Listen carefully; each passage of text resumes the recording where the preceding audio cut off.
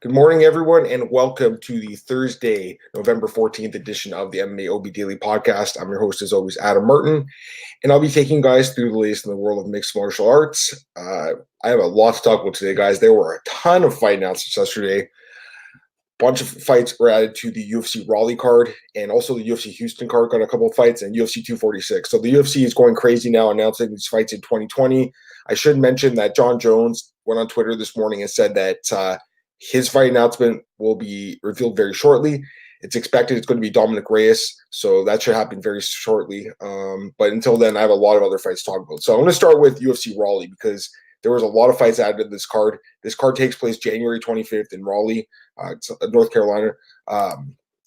You know what? There's some really good fights in this card and a couple of fights that aren't as, I guess, important. But I'm going to start with the big one. So there's the main event and the co-main event were announced. I'm going to start with the co-main event because I feel like this one has just a little bit more intrigue. Frankie Edgar will be making his UFC Bantamweight debut when he takes on Cory Sandhagen at UFC Raleigh in the co-main event. I love this matchup. Very unexpected a little bit. Obviously, Frankie was calling for that Conor McGregor fight. He didn't get it, but he's still getting a really high-level opponent here in Cory Sandhagen. Very interesting fight. I mean, I don't think it's a easy fight at all for Frankie Edgar. This is a tough fight for him. I think it's just shows, Frankie always wants the toughest competition because he's taking on a guy that I don't think any people want to fight in Cory Sandhagen here. So Frankie Edgar, 38 years old now, moving down to 135 for the first time in his career. So this is a move that a lot of people have been calling for a while. The last fight with Max Holloway, he was somewhat competitive with the full 5 rounds, lost the decision, obviously.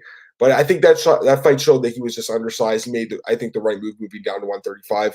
It looks like he can make the weight fine. So Frankie, obviously, one of the most experienced guys, fought everyone at 155, 145, now 135. This guy's going to be in the Hall of Fame one day, an incredible fighter. But again, 38 years old, so he's at the tail end of his career now. He's lost 2 of his last 3 fights. The fight with Brian Ortega in 2018 was knocked out cold.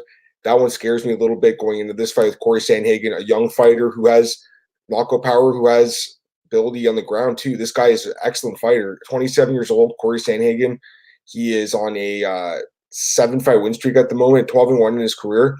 He's 5-0 in the UFC. He's coming off back-to-back wins over Rafael Sunsao and John Lineker. This guy is extremely dangerous. I don't think many people want to fight him. So again, credit to Frankie Edgar for taking this matchup. I don't know. It's a tough one to call. I mean, Frankie obviously has the wrestling. He's got the experience. He has the boxing. He's got a great chin, except for the Ortega fight, obviously. But, Cory Sandhagen is a guy that I've been high on for a while now. I think Sandhagen might win this fight. So I'm curious to see what the odds are for this one. Obviously, the fight's in January, so we'll be probably getting the odds in a little while now. But I do think Cory Sandhagen has a good chance to win this fight. So I'd like to see the odds before I make like an official pick or anything like that. But right now, my lean would be towards Cory Sandhagen. I think the 11-year age difference in his favor is very beneficial. And he's also extremely big for this division, 5'11" and 71-inch reach. That's huge. Frankie Edgar is still small. He's still only 5'6" and 68-inch reach. Obviously, that hasn't hurt him in the past at 155, 145 for the most part. But when you fight a guy with such a high level of talent and skill like Cory Sandhagen, I think this could hurt Frankie Edgar. So right now, my lean is actually towards Cory Sandhagen. I'm curious to see what you guys have to say. So if you want to throw a comment in there, and I'll check it out. But my lean is towards Sandhagen at the win. Also on this card, the main event has been announced. It's Junior Dos Santos versus Curtis Blaydes, 5-round heavyweight main event between 2 of the top heavyweights in the UFC.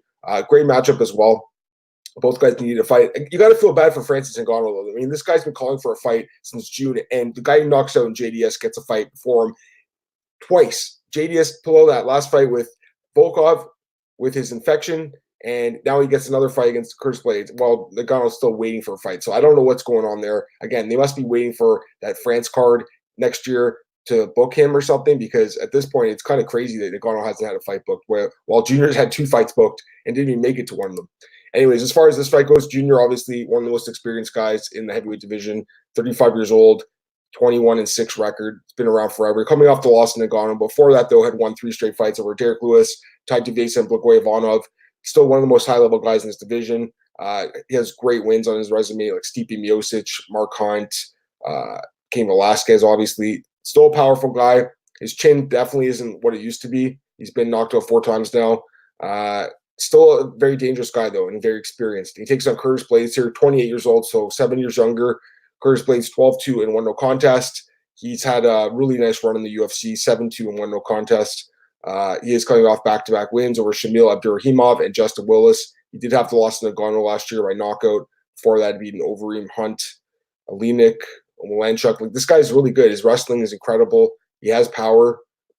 But the chin does scare me a little bit, for sure, against Junior Santos. Junior can knock out anyone. I just think with Blaydes' youth advantage and the wrestling, that's going to be a nightmare, I think, for Junior Santos in this fight. We saw what happened when Junior fought Cain Velasquez the second and third times, where Cain just took him down, pounded him out.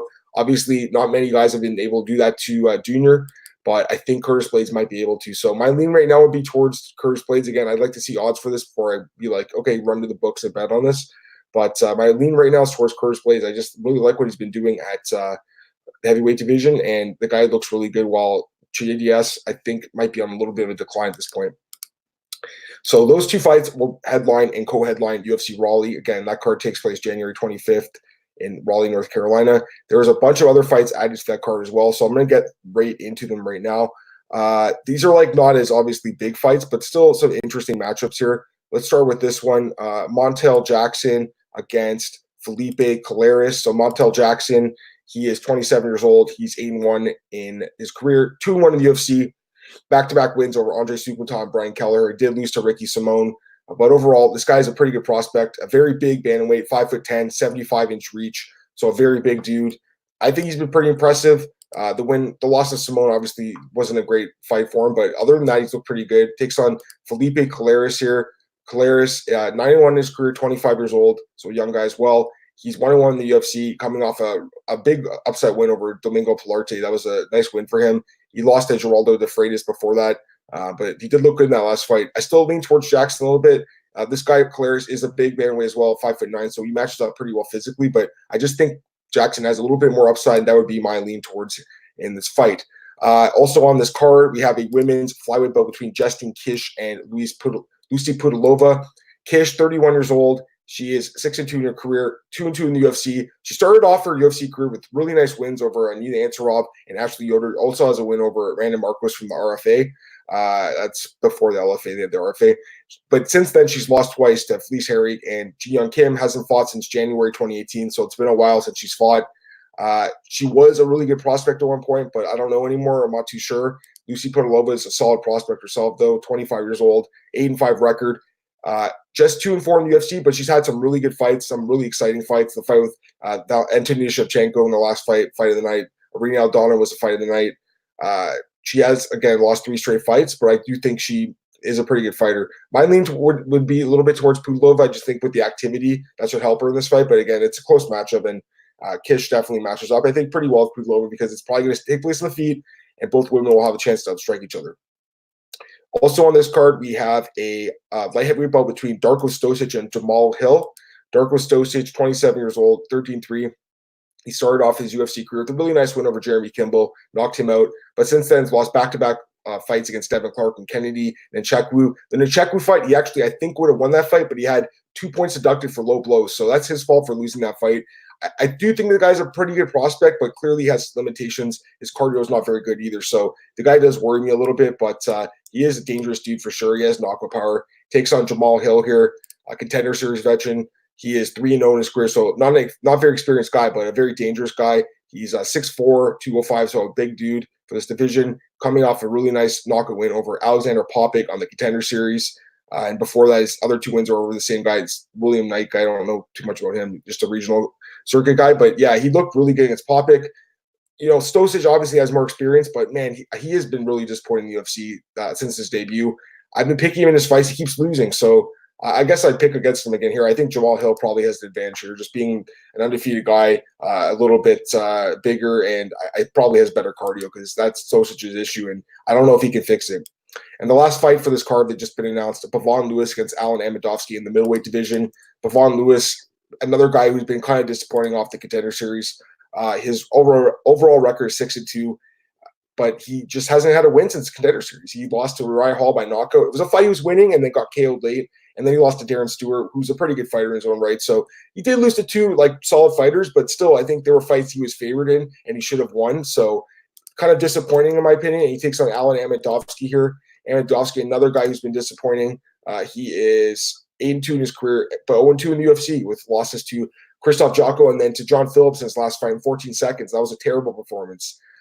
This guy, he had some good wins in Bellator, but since then in UFC, he's looked pretty bad in my opinion. So I would still lean towards Lewis. I don't believe in him as much as I used to, but I do think he probably wins this fight. All right, so yeah, again, that's UFC Raleigh. Those fights have been announced. Looks like a really good card. That card is going head-to-head against the Bellator Cyborg versus Julia Budd card, so the UFC loves to do that, go head-to-head. I don't think it's the best thing for the fans. I think fans want to see both fights on different nights, not the same night, but it is what it is. So just remember to quickly change your channel that night or PVR one of them and watch them later. All right, UFC Houston and UFC 246 get fights. I'll do UFC 246 quickly here. Maycee Barber will be fighting, but it won't be against Paige VanZant. She did not get the fight she wanted. She won't be fighting Paige VanZant. Instead, Maycee Barber is going to be fighting Roxanne Modafferi at UFC 246. That takes place January 18th, T-Mobile Arena in Las Vegas. The card is expected to be headlined by Conor McGregor against maybe Donald Cerrone. We don't really know yet. And John Jones possibly could be on that card as well against Dominic Reyes. But again, we don't know yet. But on the card for sure will be Maycee Barber against Roxanne Modafferi. So Maycee Barber, 21 years old, youngest fighter in this division, the UFC women's flyweight division. 8-0 in her career. She's looked amazing. 3-0 in the UFC. Knockout wins over Jillian Robertson, JJ Aldrich, and Hannah Cipher. She looks amazing. She is the best prospect in this division, one of the best prospects in the UFC. And in my opinion, she might be a future champion. Unfortunately, she would have to fight Valentina Shevchenko if she did want to win that belt, and that's going to be a very hard fight. But I think she beats most of the fighters in this division at this point, even though she's very young at 21. I just think she's so dangerous, and she gets better every time she fights. Like the Jillian Robertson fight was her best performance in the UFC. She looked amazing in that fight against a very solid opponent in Jillian Robertson. So she'll be taking on not Paige VanZant again. Paige wouldn't take the fight with her. She just felt like she didn't deserve her or whatever. Instead, Barber's taking on Roxanne Modafferi, one of the most decorated veterans, I guess, of this division. 37 years old now, so getting up there in age.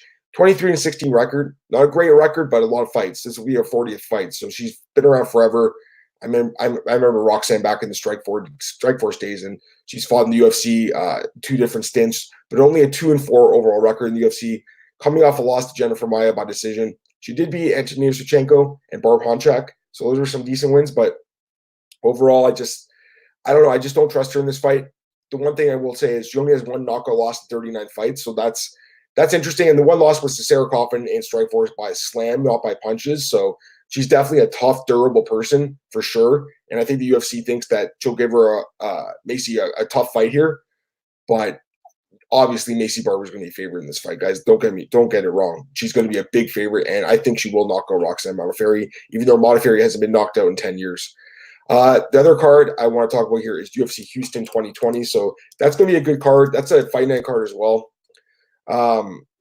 It'll be, let me double check the date here. UFC Houston 2020 will be taking place on oh, they don't have it here. Okay. Sorry, guys. I think it's like February 5th or something. Okay, let me check this. February 8th. Okay, so February 8th at the Toyota Center in Houston. And we got a couple fights here. On Andrea Lee versus Lauren Murphy will be the first one I'll talk about here. So Andrea Lee, she is still a top prospect at 125, I guess, or even a contender, you want to call her at this point. She's 30 years old now. 11-3 in her career, 3-1 in the UFC. She beat Veronica Macedo. She beat Ashley Emmett Smith. She beat Montana De La Rosa. But her last fight against Joanne Calderwood, a disappointing performance, loses a split decision. Joanne Calderwood's a solid fighter for sure, but that's a fight I believe she should have won. So she lost that decision there. And now she'll be taking on Lauren Murphy, who is coming off a great win in her last fight. Lauren Murphy she's 36 though, so she's getting up there in age for sure, but coming off a great win over Mara Romero Barella by 3rd round knockout. Looked great in that fight. Overall, just 3-4 in the UFC, but she has fought a high level competition. Very durable fighter. Never been knocked out in her career. Just lost decisions. This is a tough one to call for sure. Murphy's very experienced, but I still think Andrea Lee is a very good prospect. Or a contender again. You know, she's past 30 now, so I don't know if you can still call her a prospect, but she is a very good fighter. I do think she probably wins this fight. Another fight for this card, UFC Houston, we have Ovince Saint-Preux against Ryan Spann. And I like this fight. This is a fun one at the UFC lightweight division. Ovince Saint-Preux, a guy who I always get his fights wrong. He's a very hard guy to pick his fights, I find. Just he loses the fights that you expect to win and wins the fights you expect to lose. Coming off actually a Von Flue submission over Michael Alexiak. at UFC Copenhagen. It was a great performance by OSP, and that's his calling card, obviously. He has 4 Von Flue chokes in his career. He has the most Von Flue chokes in MMA history. He is incredible with that choke, no doubt about it. He's fought everyone, and he's got some great wins on his resume. Nikita Krylov, Mauricio Shogun, Corey Anderson by knockout. So he's got great wins, but very hit and miss. He either wins by devastating fashion or he loses in devastating fashion. I find it's very, very rarely in between. So he'll be taking on Ryan Spann here. Ryan Spann is a very talented guy, 28 years old, 6'5", 81-inch reach. He's a huge dude. He's currently on a 7-fight win streak. He's looked absolutely amazing so far in the UFC. He is 3-0 in the UFC, beat Luis Henrique, beat Antonio Rogerio Nogueira, and beat Devin Clark. He's looked absolutely phenomenal. I got to pick Ryan Spann this fight. I doubt anything will change my mind, even if the odds are heavily favored for him. I just think this guy is so dangerous and so good. But OSP definitely, with that choke, I mean, it's hard to completely write him off against anyone. And Ryan Spann has been submitted. It was against Robert Drysdale, who's obviously incredible in submissions, but he has been submitted before. So it's not like that would be, I guess, completely unexpected if that happens. So, yeah, great fight, though. I love the matchmaking there. All right, so a couple other things here, and then I'll get out of here. Carlos Condit is out of his fight with Mickey Gall. Gilbert Burns wants to step in. Gilbert Burns, I think, wants to fight anyone at any weight class, really. So he wants that fight. Maybe he gets it. Mickey Gall needs a fight. I think if Burns fights Mickey Gall, it's a bad fight for him. Darren Till called out Robert Whitaker. He wants that fight. John Jones and Israel Adesanya went back and forth against each other. That fight's going to happen one day, and I'm excited for that fight. It's going to be a good one. And what else here? I think that's it. So, yeah, I think that's all I want to talk about today, guys. Obviously, a ton of fight announcements, so I went crazy with them. But, yeah, there's some really good fights coming up. All right, guys, that's it for today. You guys can follow me on Twitter at @MAAdamMartin. This podcast is available at MAOddsBreaker.com. Go to our YouTube channel, like, share, subscribe. Check us out at SoundCloud, Spotify, Anchor, and iTunes as well. Also check me out at bjpenn.com and MMARings.net.